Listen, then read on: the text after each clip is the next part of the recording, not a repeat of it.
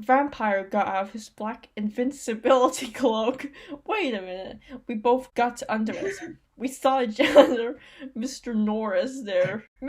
I'm thinking This about. name of the cat, and it's not even the right name for the cat either. That's literally what I was thinking about. I was like, Mrs. Norris, the cat? Shouting angrily with flashlight in his hand. Who's there? He shouted angrily. We saw Filth. It's not Filch, it's Filth. He went under the invisibility cloak and started to meow loudly. Is anyone there? Yelled Mr. Norris. No, you preppy little poser son of a bitch, Vampire said under his breast in a disgusted way. Why are you even talking then? Vampire? Under his breast. Does he mean breath? Oh wait, it's Tara. Excuse me.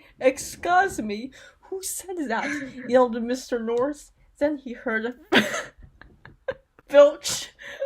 Meow. Wait a minute. They just switched it around. You noticed? Yeah. Filth, is there anyone under that cloak? He asked. Filth nodded. And then Vampire fetched me. He did it just as Mr. Norris was taking off the cloak. What the? He yelled, but it was too late now because we were ruining away from him.